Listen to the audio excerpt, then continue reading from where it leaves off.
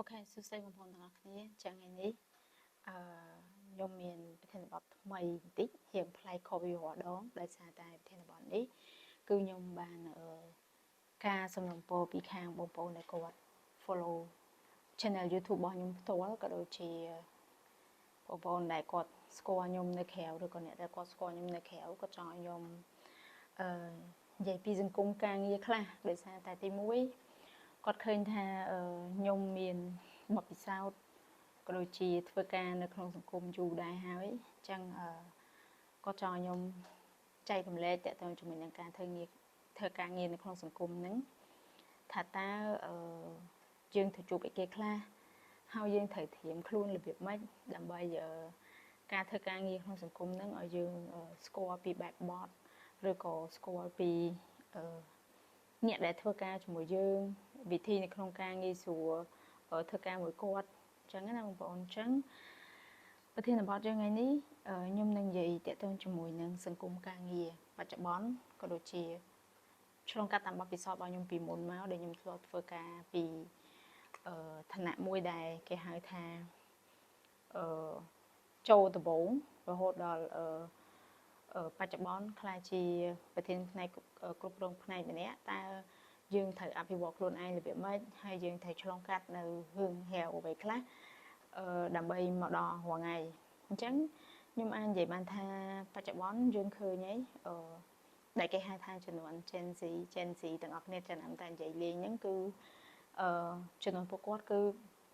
អញមានថាពួកគាត់ឆ្លាតហើយប្រកែកច្រើនប៉ុន្តែសួរថាគាត់មាន experience ឬក៏បទពិសោធន៍ធ្លាប់ធ្វើការច្រើនកន្លែងអត់គឺអត់ទេហើយអ្នកមួយចំនួនទៀតសឹងតែមិនដែលធ្វើការគាត់ចូលភ្លាមគាត់អាចទាប្រាក់ខែមួយដល់ខ្ពស់ដោយសារគាត់គិតថាគាត់មានចំណេះដឹងខ្ពស់ហ៊ានចប់ពីសាលាល្អមកហើយគាត់ជឿជាក់លើខ្លួនឯងខ្លាំងនិយាយទៅ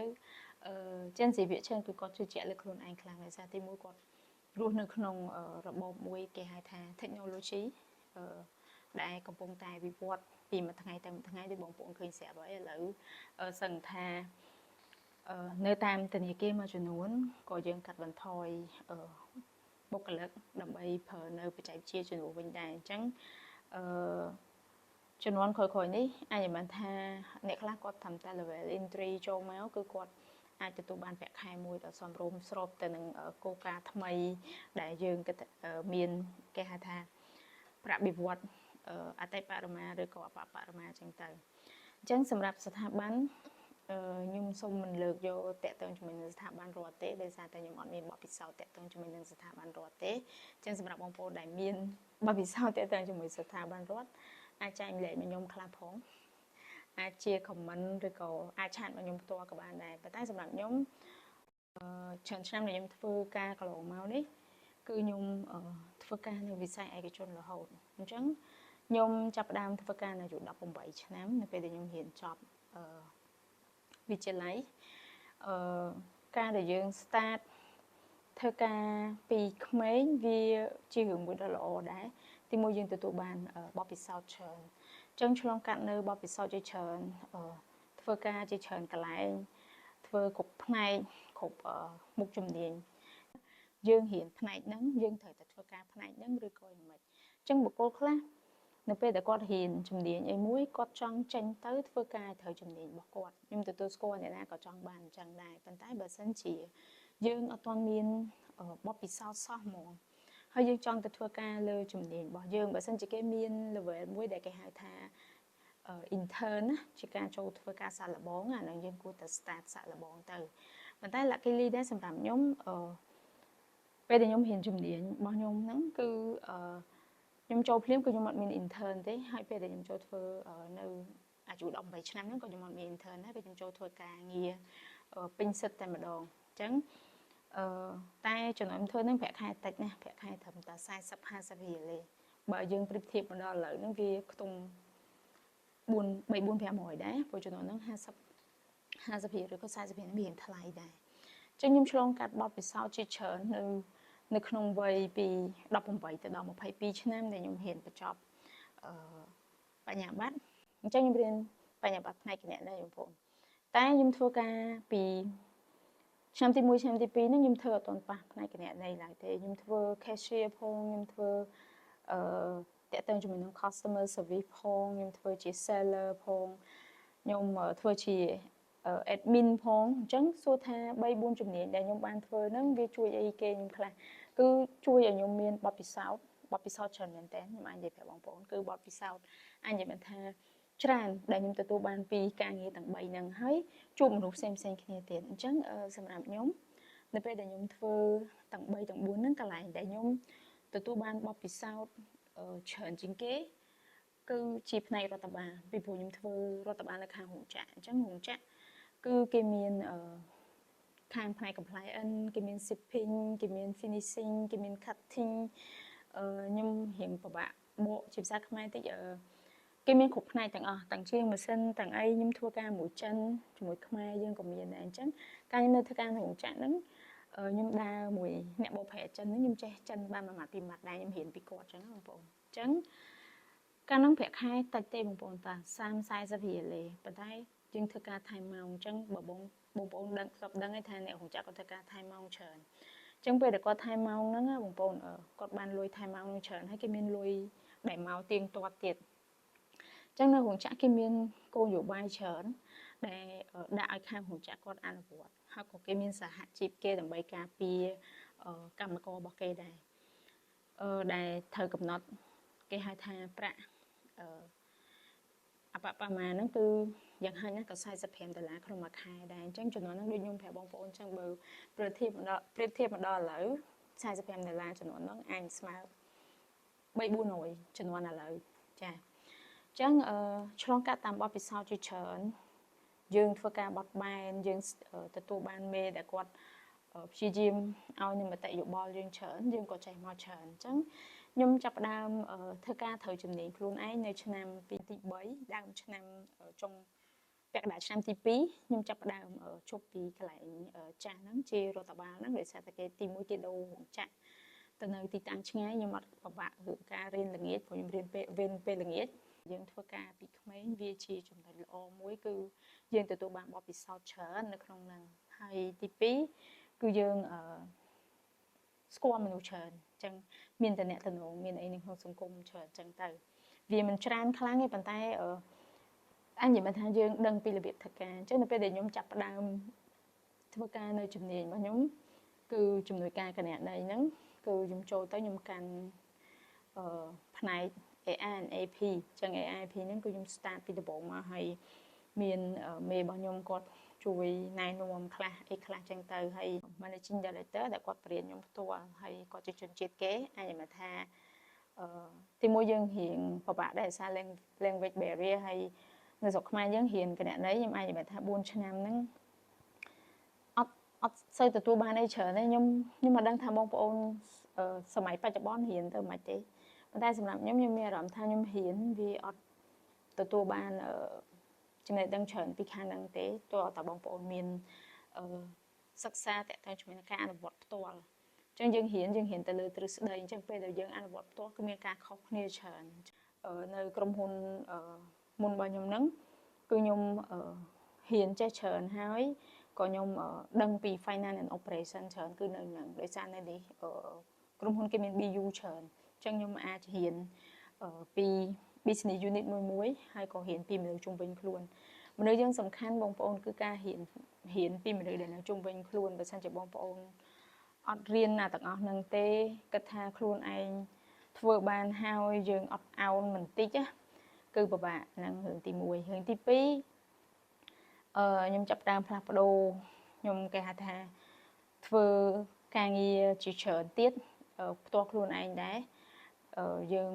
ចេះតែអភិវឌ្ឍខ្លួនឯងបន្តអភិវឌ្ឍខ្លួនឯងកុំគិតថាខ្លួនឯងមានតំណែងធំឬក៏តំណែងយើងគិតថាយើងធ្វើចេះអស់ហើយប៉ុន្តែនៅពេលដែលយើងប្រឡូកនៅក្នុងពិភពខាងក្រៅបើយើងដឹងថាសមត្ថភាពយើងនឹងមានកម្រិតថាខ្ញុំចង់ផ្លាស់ប្ដូរអាវិស័យការងាររបស់ខ្ញុំហ្នឹងតែពិតខ្ញុំនៅកន្លែងចាស់ហ្នឹងរៀងយូរដែរខ្ញុំគិតថាវាបើសម្រាប់ខ្ញុំគិតថាវារៀងយូរដែរខ្ញុំគួរតែផ្លាស់ប្ដូរឲ្យបានលឿនជាងហ្នឹងដើម្បីខ្ញុំបានទទួលបទពិសោធន៍ច្រើនប៉ុន្តែអ្វីដែលធ្វើឲ្យខ្ញុំមិនស្ដាយឡើងមកហ្នឹងគឺ យើងតែគាត់ថាទោះបីយើងសោកស្ដាយបងប្អូនក៏យើងអត់បានអីមកវិញដែរអញ្ចឹងអ្វីដែលយើងត្រូវធ្វើគឺបន្តទៅកន្លែងថ្មីមួយទៀតហើយដល់ពេលដែលខ្ញុំកំពុងតែចេញហ្នឹងបងប្អូនគឺកូវីដកំពុងតែរីករាលដាលអញ្ចឹងខ្ញុំ work from home ច្រើននៅពេលដែលយើង work from home នឹងមួយទៀតយើងក៏ចាប់ផ្ដើមទទួលបាននៅបទពិសោធន៍ថ្មីមួយទៀតគឺការ remote work ពីផ្ទះទៅអញ្ចឹងរៀង stress ដែរដោយសារតែធ្លាប់តែទៅធ្វើការជួបគ្នាជួបមនុស្សជួបការងារជួបមិត្តភ័ក្តិអីចឹងទៅអញ្ចឹងដល់ពេលយើង work ពី home ទៅឃើញតែមកការ៉េ4ជ្រុងជាងឃើញតែជាងហើយនឹងឃើញមុខផ្ទះណាបងប្អូនអញ្ចឹងជាបទពិសោធន៍ថ្មីមួយសម្រាប់ជីវិតខ្ញុំដែរហើយទោះបីជាមានបញ្ហារឿងកូវីដទោះបីជាខ្ញុំផ្លាស់ប្ដូរមកខ្ញុំអញមកថាធ្វើការនៅក្រុមហ៊ុន corporate នេះមកដឹងថាបងប្អូនមានបទពិសោធន៍បែបណាទេប៉ុន្តែ corporate មួយគឺគេយកលើលទ្ធផលជាធំអញ្ចឹងគេអត់ខ្វល់រឿងម៉ោងការងារយើងចូលធ្វើការម៉ោងប៉ុន្មានចេញម៉ោងប៉ុន្មាននេះសំខាន់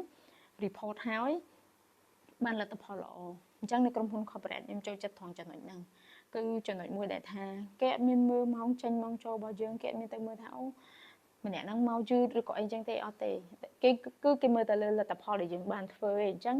ជាទូទៅក្រុមហ៊ុន corporate ណាក៏ដូច corporate ណាដែលភាគច្រើនខ្ញុំនិយាយភាគច្រើនខ្ញុំមិនដឹងថាក្រុមហ៊ុនអ្នកផ្សេងគឺមិនទេប៉ុន្តែភាគច្រើនគេយកតែលើលទ្ធផលទេអញ្ចឹងនៅនឹងខ្ញុំបានជួបដៃគូការងារមួយដែលយើងធ្វើការទៅយើងស៊ីចង្វាក់មួយគ្នាមែនតើហើយខ្ញុំពិតជាសប្បាយចិត្តដែលខ្ញុំបានជួបគាត់ហើយធ្វើការមួយគាត់ស៊ីចង្វាក់គ្នាមែនហើយខ្ញុំអាចនិយាយថាតាំងពីខ្ញុំចាប់ដើមធ្វើការមកខ្ញុំមកដែរធ្វើការមួយអ្នកណាដែលស៊ីចង្វាក់គ្នាដូចជាគាត់ទេអញ្ចឹងខ្ញុំចាប់ផ្ដើមថាអូខ្ញុំបានជួបមនុស្សដែលធ្វើការឲ្យស៊ីចង្វាក់គ្នាមែនតើអញ្ចឹងខ្ញុំសប្បាយចិត្តទោះបីជាការងារច្រើនខប់តែការងារច្រើនបងប្អូនហើយខ្ញុំកាន់នៅនឹងប៉ុស្តិ៍ខ្ញុំមានធំដែរអញ្ចឹងច្រើនមែនតើបងនេះខ្ញុំផ្លាស់ប្ដូរខ្ញុំសម្រេចចិត្តថាខ្ញុំ step out comfort zone ហ្មងខ្ញុំដើរចេញពីតំបន់ដែលគិតថាវាស្រួលយើងគិតថាបើមនុស្សម្នាក់មានមនុស្សជាច្រើនបងប្អូនដែលគាត់ថាខ្ញុំគាត់ថាបើយើងនៅតំបន់មួយដែលវាសុវត្ថិភាពថា comfort zone ខ្ញុំមិនដឹងពិបាកខ្ញុំបាក់បកខ្មែរទេបងបើគាត់និយាយថាបើសិនយើងនៅតំបន់មួយដែល comfort zone ហើយហេតុអីបានយើងសម្រេចចិត្ត step out from comfort zone កំឡុងពេល COVID ធ្វើឲ្យខ្ញុំស្គាល់ខ្លួនឯងច្បាស់បងប្អូនធ្វើខ្ញុំស្គាល់ខ្លួនឯងច្បាស់តែពិតខ្ញុំទាំងជាមនុស្ស introvert និង extrovert ប៉ុន្តែអ្នកដែលស្គាល់ខ្ញុំគាត់គិតថាខ្ញុំ extrovert ព្រោះមនុស្សដែល introvert មិនងាយនិយាយមិនងាយចែករំលែកបងប្អូននៅតាមបណ្ដាញសង្គមប៉ុន្តែតាមពិតពេលខ្ញុំក៏ជា introvert ដែរក៏បងប្អូនអត់ដឹងអញ្ចឹងនៅពេលកំឡុងពេល COVID ហ្នឹងគឺធ្វើឲ្យខ្ញុំដឹងខ្លួនឯងហ្មងថាហើយដែលខ្ញុំចូលចិត្តខ្ញុំសរសេរផែនការចេញមករាល់ថ្ងៃអាចនិយាយថាមិនមែនផែនការប៉ុន្តែអាចនិយាយថាខ្ញុំសរសេរនៅចំណងចិត្តខ្ញុំរាល់ថ្ងៃសរសេរអ្វីដែលខ្ញុំចង់ធ្វើប្រឡូកក្នុងសង្គមកាន់តែច្រើនទៅស្របពេលកូវីដហ្នឹងផងខ្ញុំចាប់ផ្ដើមអាសេសខ្លួនឯងច្រើនពេលខ្លះបងប្អូននៅពេលដែលយើងរវល់ការងារពេកភ្លេចអាសេសរឿងខ្លួនឯងភ្លេចគិតខ្លួនឯងថាខ្លួនឯងចូលចិត្តអីចង់បានអីភ្លេចឈឹងហ្មងបងប្អូនអញ្ចឹងបន្ទាប់មកខ្ញុំក៏ចាប់ផ្ដើមអាសេសខ្លួនឯងនៅពេលដែលខ្ញុំអាសេសខ្លួនឯងហ្នឹងហើយបងប្អូនខ្ញុំចាប់ផ្ដើមដឹងថាអ្វីខ្ញុំចង់បានអ្វីខ្ញុំចង់ធ្វើហើយដូចខ្ញុំនិយាយចឹងមានមនុស្សជាច្រើនទាំងពួកម៉ាក់របស់ខ្ញុំទាំងអ្នកដែលខ្ញុំស្គាល់គេបន្ទោសខ្ញុំគ្រប់គ្នាគេថានៅសុក step out from comfort zone មកជួបគេហៅ risk zone ណាបើសួរខ្ញុំខឹងគាត់អត់ខ្ញុំអត់ខឹងទេបងប្អូនប៉ុន្តែខ្ញុំច្បាស់ខ្លួនឯងថាខ្ញុំចង់បានអីហើយខ្ញុំនឹងដើរឲ្យទៅដល់គោលដៅមួយហ្នឹងដោយខ្លួនរបស់ខ្ញុំផ្ទាល់មិនដោយពាក្យសម្ដីអ្នកណាតែមិនមែនមានន័យថាពាក្យសម្ដីដែលគេនិយាយឲ្យយើងហ្នឹងយើងអត់ស្ដាប់ទេណាយើងយកមកស្ដាប់យើងយកមកពិចារណាតែបើសិនជាវាជាចំណុចមួយដ៏ល្អយើងក៏យកទុកទៅអាហ្នឹងខ្ញុំចែករំលែកបទពិសោធន៍ឯហ្នឹងអញ្ចឹងការធ្វើការនៅក្នុងសង្គមបងប្អូនតម្រូវឲ្យបងប្អូនរៀនចេះបត់បែនបញ្ជាក់រៀនចេះបត់បែនមិនមែនឲ្យបងប្អូនទៅត្រូវគេទេត្រូវហើយនឹងបត់បែនខុសគ្នាបងប្អូនខ្ញុំនៅតែបញ្ជាក់តែបងប្អូនអាចបែកទៅមើលវីដេអូរបស់ខ្ញុំបានបត់បែនមានន័យថា ច្រកបងប្អូននៅផ្ទះមិនបងប្អូនអត់អាចយកអាហ្នឹងមកធ្វើការនៅផ្ទះអញ្ចឹងទាំងអស់ទេចេះ respect គេផងចេះ respect គ្នាទៅមកបានបងប្អូនអាចធ្វើការមួយគ្នាបានមនុស្សខ្លះគាត់ចេះហើយគាត់ឆ្លាតហើយគាត់ធ្វើអីបានហើយតែបែរជាមានអំនួតខ្លាំងពេកគាត់អត់ស្ដាប់អ្នកដទៃអញ្ចឹងធ្វើការមិនបងប្អូនគេជួលបងប្អូនទៅធ្វើការបងប្អូនធ្វើការតែម្នាក់ឯងទេទោះបងប្អូនជាប្រធានផ្នែករបស់គេក៏បងប្អូនត្រូវតែស្ដាប់ពីសម្ដីរបស់កូនចៅដែលនិយាយមកដែរមិនមែនបងប្អូនស្ដាប់ទាំងស្រុងបងប្អូនមានសិទ្ធិក្នុងការសម្រេចព្រោះបងប្អូនជាប្រធានផ្នែកប៉ុន្តែបងប្អូនក៏ត្រូវយកតែសម្ដីរបស់គាត់មកធ្វើការគិតដែរថាតើចំណុចកន្លែងណាដែលយើងអាចធ្វើការកែតម្រូវឬក៏ដែលខ្ញុំនិយាយកែតម្រូវនេះមិនមែនមានន័យថាអូប្រធានផ្នែកមិនទៅត្រូវស្ដាប់កូនចៅខ្ញុំធ្លាប់លើមនុស្សម្នាក់គាត់ថាគាត់មេគាត់អត់ចាំបាច់ស្ដាប់កូនចៅទេហើយមិនពេញចិត្តតែដើរចេញខ្ញុំសូមនិយាយពាក្យស្រួលបន្តិចណាបងប្អូនហើយមិនពេញចិត្តតែដើរចេញសម្ដីនេះហើយបងប្អូនគាត់អត់គិតថាសម្ដីនេះវាប៉ះពាល់ទៅដល់បុគ្គលិកថ្នាក់ក្រោមទេបងប្អូនត្រូវចាំថាអ្នកដែលទៅធ្វើការនៅក្រុមហ៊ុនណាគាត់ចំណាយពេលមួយថ្ងៃ8ទៅ10ម៉ោងនៅក្រុមហ៊ុនច្រើនជាងនៅផ្ទះទៀតអញ្ចឹងបើសិនជាគាត់ទទួលបាននៅពាក្យសម្ដីមួយដែលអត់ respect ដែលអត់គោរពគាត់ទោះបីជាយើងមេគេមែនប៉ុន្តែគួរតែប្រើពាក្យសម្ដីដែលគោរពទៅដល់ថ្នាក់ក្រោមដែរពីព្រោះអីមិនមានន័យថាយើងមេគេយើងចង់ជេរគេក៏បានយើងចង់និយាយពាក្យអីដាក់គេក៏បានណាបងប្អូនអត់ទេបើគេនៅគឺដោយសារតែប្រាក់ខែទេមិនមែននៅដោយសារតែគេគោរពបងប្អូនទេអ្នកដែលមានក្រុមការងារល្អហើយរក្សាទុកទៅអ្នកដែលអត់ទាន់ជួបក្រុមការងារល្អព្យាយាមបន្តទៀតព្រោះអ្នកខ្លះនៅមុខយើងផ្សេងនៅក្រោយផ្សឹងអញ្ចឹងអាហ្នឹងហើយដែលខ្ញុំប្រាប់បងប្អូនទាំងអស់គ្នាថាហ៊ានបត់បែនអញ្ចឹងសង្គមហ្នឹងយើងជួបរឿងជាច្រើនណាពេលខ្លះយើងគិតថាហេតុអីក៏ខ្ញុំជួបរឿងចេះតែជួបរឿងបែបហ្នឹងយើងអាចអត់ទាន់សំណាងជួបក្រុមការងារដែលល្អមួយរយៈមុនខ្ញុំឃើញមានផ្ទុះច្រើនតាក់ទងជាមួយនឹងធ្វើជា internship ហើយឲ្យប្រាក់ខែតិចឬក៏អីចឹងទៅអញ្ចឹងកន្លែងនេះខ្ញុំគិតថាវាដោយតាម policy ក្រុមហ៊ុននេះបងប្អូនត្រូវគិតថាក្រុមហ៊ុនគេមាន policy របស់គេដែរមិនមែនយើងចូលទៅកែ policy របស់គេទេអញ្ចឹងកន្លែងខ្លះគាត់តម្រូវឲ្យធ្វើ internship រយៈពេលប្រហែលខែចឹងទៅគាត់អាចបញ្ជាក់ឲ្យម្នាក់ចូលធ្វើការពេញសិទ្ធិមើលតាម performance របស់គាត់មើលតាមការធ្វើការងាររបស់គាត់ល្អគេក៏ឲ្យគាត់ចូលធ្វើការពេញសិទ្ធិកន្លែងខ្លះទៀតគេយកជារយៈពេលសាកល្បង probation រយៈពេល3ខែអញ្ចឹងទៅតោះតែយើងជាប់ probation បាទយើងអាចបន្តពេញសិទ្ធិអញ្ចឹងសម្រាប់ intern កន្លែងខ្លះក៏គេឲ្យប្រាក់ខែសមរម្យកន្លែងខ្លះទៀតក៏អត់ឲ្យប្រាក់ខែសមរម្យដែរហើយខ្ញុំក៏ធ្លាប់ជួបដែរកន្លែងខ្លះហ្នឹងគឺឲ្យប្រាក់ខែទៅអ្នកដែល intern ហ្នឹងអត់សមរម្យទេនិយាយស្មោះត្រង់ប៉ុន្តែអាហ្នឹងវាអាស្រ័យលើយើងដែរពីព្រោះអីនៅពេលដែលយើងចង់ចូលធ្វើការនៅនឹងដំបូងយើងបាននិយាយជាមួយគេហើយថាយើងទទួលយកនៅលក្ខខណ្ឌទាំងអស់ហ្នឹងអញ្ចឹងយើងអាចទៅបន្ទោសគេបាននេះពីព្រោះគេឲ្យលក្ខខណ្ឌយើងថាអូខេគេនឹង pay យើងក្នុងប៉ុណ្ណេះទោះបីយើង intern ក៏ដោយក៏គេឲ្យយើងសញ្ញាកុងត្រាមួយជា intern ដែរអញ្ចឹងយើងទទួលយកលក្ខខណ្ឌរបស់គេហើយបាទយើងព្រមចូលធ្វើការនៅនឹងត្រូវទេអញ្ចឹងបើសិនជាយើងជួបបញ្ហាបែបហ្នឹងហើយយើងគិតថាយើងអត់ចង់ធ្វើបន្តលើអាហ្នឹងយើងកុំធ្វើបើសិនជាយើងនៅមានជំរឿនអញ្ចឹងដូចខ្ញុំនិយាយអញ្ចឹងកុំចាំឲ្យគេឲ្យឱកាសយើងហ៊ានបង្កើតឱកាសខ្លួនឯងបងប្អូនខ្ញុំតែងតែបង្កើតឱកាសខ្លួនឯងខ្ញុំតែងតែធ្វើអ្វីដែលអ្នកដទៃគិតថាគេធ្វើអត់បានតែខ្ញុំនឹងធ្វើឲ្យបានទោះបីខ្ញុំមិនបានតាមអ្វីដែលខ្ញុំចង់បាន 100% 1000% ដែលខ្ញុំចង់បានតែខ្ញុំនឹងធ្វើវាអស់ពីសមត្ថភាពរបស់ខ្ញុំហើយខ្ញុំចាំមើលថាតើវានឹងមានរឿងអីកើតឡើងទៀតអញ្ចឹងខ្ញុំអាចនិយាយមិនថាមនុស្សម្នាក់ចរិតក៏ដូចគ្នាទេអ្នកខ្លះគាត់ធ្វើការនៅពេលដែលគាត់ជួបបញ្ហាគឺគាត់ទម្លាក់ចោលមកទំហឹងហ្មងខ្ញុំចំណាំតែឬអ្នកដែលគាត់ចំណាំនិយាយលេងvớiខ្ញុំគាត់ថាឥឡូវទម្លាក់ចោលហើយខ្ញុំពេលខ្លះខ្ញុំចេះតែនិយាយខ្ញុំទម្លាក់ចោលពាក្យថាទម្លាក់ចោលហ្នឹងគឺទម្លាក់អារឿងអត់បានការចោលបងប្អូនរឿងអត់បានការទម្លាក់ចោលទៅគិតខំប្រឹងអភិវឌ្ឍខ្លួនឯងធ្វើការងារដែលខ្លួនកំពុងធ្វើរាល់ថ្ងៃបានល្អបំផុត បើគេមើលមិនឃើញនៅចំណុចល្អរបស់យើង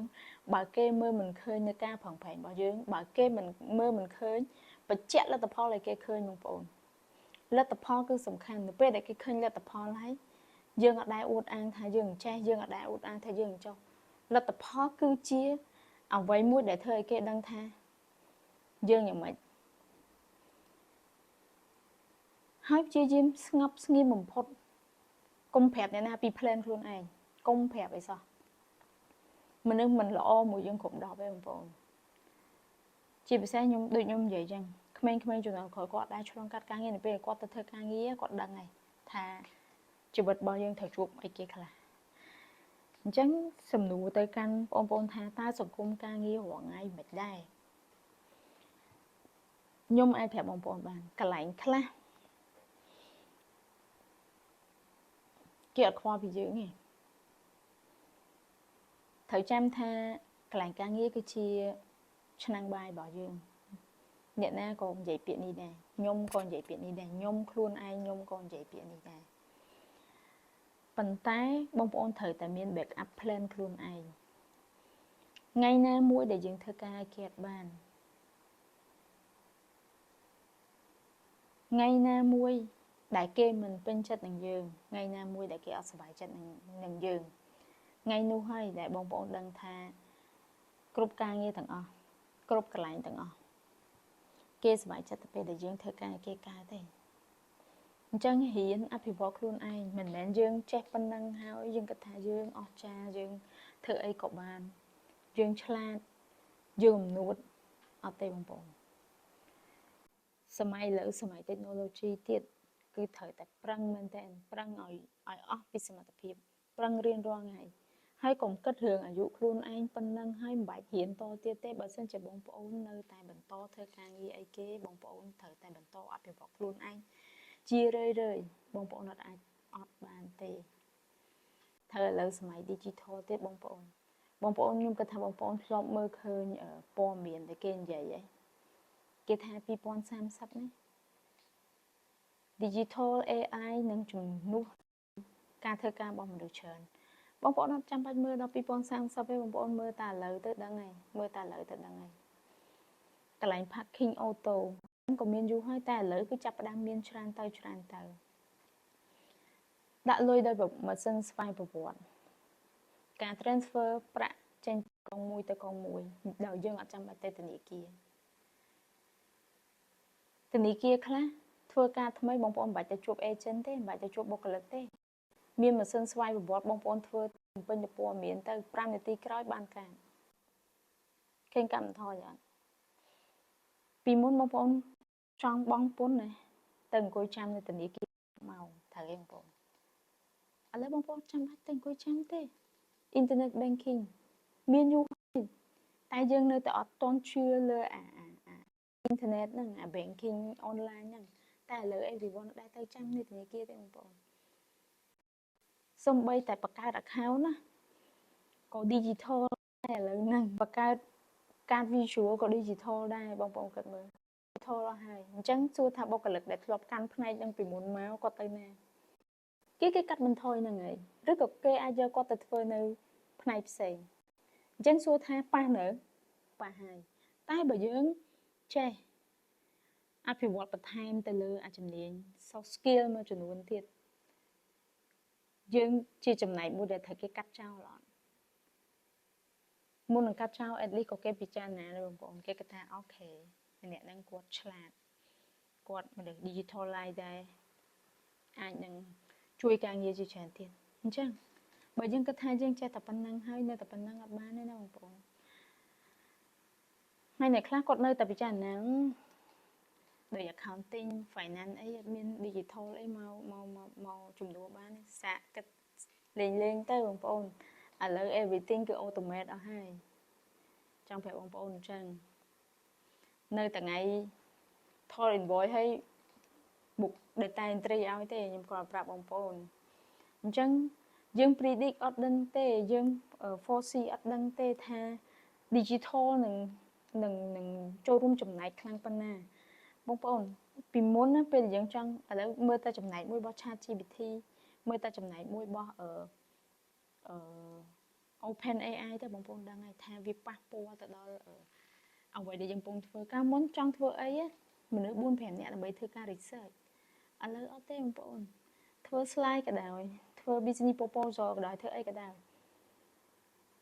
AI ជួយបានទាំងអស់ប៉ុន្តែសួរថាវាមានផលប៉ះពាល់វាមានដូចគ្នាអ្នកខ្លះគាត់ប្រើ AI ច្រើនពេកលើសពីតម្រូវការរបស់ខ្លួនឯងស្អីក៏ AI ស្អីក៏ AI ដែរនិយាយទៅអញ្ចឹងម្ដងទៀតសារជាថ្មីខ្ញុំគិតថាវាអត់មានការខុសឬក៏ការត្រូវអីទេប៉ុន្តែសំខាន់បងប្អូនត្រូវតែពង្រឹងអានឹងឡើងវិញខ្លួនឯងព្រោះការពង្រឹងលើរឿងទាំងអស់ហ្នឹងណាបងប្អូនត្រូវចាំថាធ្វើអីក៏ដោយវាត្រូវការពេលវេលាអញ្ចឹងពេលវេលារបស់យើងដែលនៅសេសសល់តិចតួចហ្នឹងប្រឹងអភិវឌ្ឍខ្លួនឯងទៅការងារដែលយើងធ្វើរាល់ថ្ងៃទោះបីជាវាអត់ទាន់ប៉ះជាមួយនឹង digital ច្រើនតែ digital យើងអាចចោលបានទេបងប្អូនមើលអ្នកលក់ online ពីមុនគាត់អត់ចេះកាត់វីដេអូឥឡូវកាត់វីដេអូដល់ថ្នាក់មានអ្នកបរិញ្ញាបត្រ online មួយថ្ងៃពីរថ្ងៃតម្លៃ100ជាងទៀតបងប្អូនឃើញបងប្អូននេះទៅរៀនច្រើនណាតែរឿងខ្លះយើងអាចរៀនតែបើបងប្អូនមានលុយបងប្អូនចំណាយទៅរៀនទៅអាចនឹងលឿនជាងទៅរៀនខ្លួនឯងបើខ្ញុំរៀនតែខ្លួនឯងបងប្អូនមិនថាកាត់តវីដេអូមិនថាការធ្វើផលិតមាតិកាឬក៏អីផ្សេងគឺខ្ញុំរៀនតាម YouTube ទេបងប្អូនខ្ញុំមានគ្រូខ្ញុំគឺ YouTube ហើយដូចខ្ញុំនិយាយតែអញ្ចឹងកុំគិតថាអូអាយុយើងប៉ុណ្ណឹងហើយយើងអត់គួររៀនអាហ្នឹងទេរៀនមិនចូលទេអាហ្នឹងសិតតែជាលេសទេបងប្អូនលេសខ្ញុំធ្លាប់ចូលហើយគឺយកលេសមកដាក់ខ្លួនហើយមនុស្សដែលប្រើលេសដាក់ខ្លួនច្រើនណាបងប្អូនអត់មានការរីកចម្រើនទេខ្ញុំមិននិយាយភាពជោគជ័យទេព្រោះខ្ញុំក៏មិនទាន់ជោគជ័យខ្លាំងដែរប៉ុន្តែខ្ញុំអាចនិយាយបានថាមនុស្សដែលប្រើលេសច្រើនគឺអត់ជោគជ័យទេហើយរៀនធ្វើការងារក្នុងសង្គមត្រូវចេះបត់បែនត្រូវចេះគ្រប់អ្នកដទៃមនុស្សដែលអត់មានការគ្រប់អ្នកដទៃបងប្អូនទោះបីគាត់ខ្លាំងប៉ុណ្ណាគាត់ប្រកែប៉ុណ្ណាចរិតខ្មើតអត់ចេះគ្រប់គេមិនយូរមិនឆាប់ទេហើយក៏គេមិនឲ្យគាត់ឡើងធំដែរបងប្អូនជឿខ្ញុំអ្នកដែលជា leadership ម្នាក់គាត់មិនមែនមានតែចំណេះដឹងទេណាបងប្អូន soft skill របស់គាត់មួយទៀតគឺភាពជាអ្នកដឹកនាំភាពជាអ្នកដឹកនាំណែមិនមែនចង់ជេរកូនចៅក៏ជេរកូនចៅចង់គេហៅគេចង់ថាឲ្យនៅកណ្ដាលវងក៏ថាឲ្យគេកណ្ដាលវងបានទេអញ្ចឹងដូចខ្ញុំនិយាយចឹងមិនមែនបងប្អូនមានតែជំនាញដែលបងប្អូនរៀននៅមហាវិទ្យាល័យរាល់ថ្ងៃបងប្អូនអាចយកទៅប្រកបការងារបានទេបងប្អូនត្រូវរៀនជំនាញច្រើនណាស់ដូចខ្ញុំខ្លួនឯងខ្ញុំរៀនទាំងជំនាញទំនាក់ទំនងខ្ញុំរៀនទាំង digital ខ្ញុំរៀនទាំង AI ខ្ញុំរៀន everything ដែល related ជាមួយនឹងការងាររបស់ខ្ញុំផងនិង related ទៅសង្គមខាងក្រៅហើយក៏យើងមើលព័ត៌មានច្រើនត្រូវការមើលព័ត៌មានច្រើនខ្ញុំសួរថាបងប្អូនខ្ញុំអាចបង្កើតមាតិកាបានដោយសារអីបងប្អូនដឹងអត់ជំរុញឲ្យខ្ញុំធ្វើមាតិកាពេលខ្ញុំដើរចេញទៅក្រៅខ្ញុំឃើញបងប្អូនក្មេងៗជាពិសេសជំនាន់ Gen Z ពេលខ្លះគាត់និយាយគ្នាមិនថាជំនាន់ Gen Z ទេជំនាន់ Gen Y ដូចពួកខ្ញុំហ្នឹងក៏មានអ្នកនៅគិតខុសដែរខ្ញុំនិយាយស្មោះត្រង់បងប្អូនខ្ញុំទៅកាហ្វេច្រើនខ្ញុំទៅកន្លែងដែលជួបជុំមនុស្សច្រើនខ្ញុំពេលដែលខ្ញុំឮគាត់និយាយខ្ញុំថាអូតើអញ្ចឹងបើសិនជាខ្ញុំអ្នកដឹងរឿងខ្លះខ្ញុំគិតថាខ្ញុំអ្នកចេះខ្ញុំអ្នកដឹងរឿងខ្លះហើយខ្ញុំនៅតែអត់និយាយរឿងហ្នឹងទៀតខ្ញុំមានអារម្មណ៍ថាខ្ញុំសោកស្ដាយអាហ្នឹងបងប្អូនជឿខ្ញុំមិនជឿខ្ញុំអាហ្នឹងជាការសម្រេចចិត្តរបស់បងប្អូនដូចខ្ញុំនិយាយម្ដងទៀតចឹងអានេះវាជាបទពិសោធន៍ experience របស់ខ្ញុំទេដែលខ្ញុំចែករំលែកខ្ញុំតែងតែចែករំលែកថាបើសិនជាបងប្អូនជួបរឿងដែលបងប្អូនពិបាកហើយបងប្អូនអត់ move on ណាគឺបងប្អូននៅតែពិបាកហ្នឹងមនុស្សពេលខ្លះមិនមែនឲ្យគេហៅអីក្លាហាន 99% ចំណេះដឹង 1% ពេលខ្លះយើងត្រូវការ take អាហ្នឹងដែរបងប្អូនអ្នកខ្លះគាត់មានចំណេះដឹងតែគាត់អត់ក្លាហានទេអញ្ចឹងគាត់ក៏ពិបាកនៅក្នុងការដើរទៅរកគោលដៅរបស់គាត់ដែរមនុស្សម្នាក់មានគោលដៅបងប្អូនសូម្បីតែខ្ញុំណាក៏ខ្ញុំត្រូវបានគេ deal ដែរគេថាគេឃើញខ្ញុំផ្លាស់ប្ដូរអាជីពច្រើនធ្វើនេះផងធ្វើនោះផងអត់មានអីច្បាស់លាស់ខ្ញុំចង់ប្រាប់ទៅគាត់វិញថាតែប៉ុន្តែខ្ញុំបានប្រាប់គាត់ដែរខ្ញុំថាអាភាពដែលគាត់កំ ពងថាខ្ញុំហ្នឹងអាភាពដែលគាត់និយាយថាគាត់អត់ច្បាស់លាស់ហ្នឹងខ្ញុំឲ្យគាត់និយាយសិនចោះតែខ្ញុំដឹងខ្លួនឯងច្បាស់ថាខ្ញុំចង់បានអីហើយភាពមិនច្បាស់លាស់ដែលគាត់និយាយខ្ញុំហ្នឹងវាបានធ្វើឲ្យខ្ញុំមានដល់រាល់ថ្ងៃហ្នឹងដែលខ្ញុំនិយាយមានហ្នឹងមានអីដែលខ្ញុំចង់បានមានអីដែលខ្ញុំចង់បានខ្លួនឯងសម្រាប់គោលបំណងដែលខ្ញុំចង់បានទោះបីខ្ញុំមិនទាន់បានទាំងអស់ប៉ុន្តែអ្វីដែលខ្ញុំចង់បានចំណុចទី1ចំណុចទី2ដែលមាននៅក្នុង plan របស់ខ្ញុំហ្នឹងគឺខ្ញុំបានវាហើយអញ្ចឹងខ្ញុំនៅសល់តែចំណុចមួយចំនួនទៀតទេដែលខ្ញុំនឹងត្រូវដើរឲ្យដល់គោលដៅអញ្ចឹងគាត់ខ្ញុំឲ្យគាត់មើលងាយខ្ញុំសិនចាស់ខ្ញុំទ្រាំខ្ញុំអត់ធ្មត់ថ្ងៃណាមួយគាត់នឹងឃើញគាត់អាចមិនយល់ពីយើងហើយខ្ញុំក៏អត់ព្យាយាមបញ្យល់គាត់ដែរអញ្ចឹងដូចគ្នាបងប្អូនបើសិនជាបងប្អូនឬក៏បងប្អូនដែលចូលទៅធ្វើការត្រូវបានគេអត់ respect ត្រូវបានគេអត់ appreciate ទ្រាំអូនទ្រាំហើយធ្វើឲ្យចេញជាលទ្ធផលខ្ញុំអត់ជឿទេថាប្រធានក្រុមហ៊ុនខ្ញុំអត់ជឿទេថាប្រធានផ្នែកមួយមនុស្សដែលមានស្នាដៃមនុស្សដែលធ្វើឲ្យមានលទ្ធផលល្អហើយគាត់នៅតែមើលមិនឃើញអាហ្នឹងយើងគិតថាយើងអត់ស័ក្តិសមនៅកន្លែងហ្នឹងទេខ្ញុំនិយាយស្មោះត្រង់ជាពិសេសបច្ចុប្បន្ននេះខ្ញុំមើលព័ត៌មានមិនថានៅស្រុកខ្មែរយើងអត់សូវមានអ្នកនិយាយរឿងហ្នឹងទេប៉ុន្តែនៅប្រទេសថៃបងប្អូនខ្ញុំមើលព័ត៌មានរបស់ប្រទេសថៃហ្មងដែលគាត់និយាយពីរបត់នៃការធ្វើការងារក្នុងសង្គមរបស់ Gen Z គាត់ថាឥឡូវហ្នឹងខាងក្រុមហ៊ុនមួយកំពុងតែមានបញ្ហាខ្លាំងរឿងធ្វើការមួយ Gen Z ដោយសារ Gen Z គាត់អត់ខ្វល់ទេតែគាត់អត់សប្បាយចិត្តគឺគាត់ដើរចេញឯងអញ្ចឹងពេលខ្លះពួកគាត់អត់មានសម្ពាធទេគាត់ឃើញអ្នកដែលជំនាន់មុនធ្វើការមានសម្ពាធគាត់ថាវាយហើយតែបានជាអ្នកឯងនៅធ្វើការបន្តសម្ពាធដោយសារយើងមានបន្ទុកយើងធ្វើឲ្យអត់បានដែលវាយខ្ញុំប្រាប់ទាំងអស់គ្នាថាបើសិនជាទាំងអស់គ្នាកំពុងនៅក្នុងអាវិបត្តិមួយហ្នឹងរក backup plan ហើយធ្វើវាទៅធ្វើជារៀងរាល់ថ្ងៃរៀងរាល់អាទិត្យរៀងរាល់ខែខ្ញុំមិនជឿថាយើងធ្វើអត់បានទេអញ្ចឹងកុំខ្លាចហត់ពេកមនុស្សយើងភាគច្រើនតែខ្លាចហត់ហើយខ្លាចគេនិយាយខ្លាចនេះខ្លាចនោះខ្ញុំសួរបងប្អូនទាំងអស់គ្នាអញ្ចឹង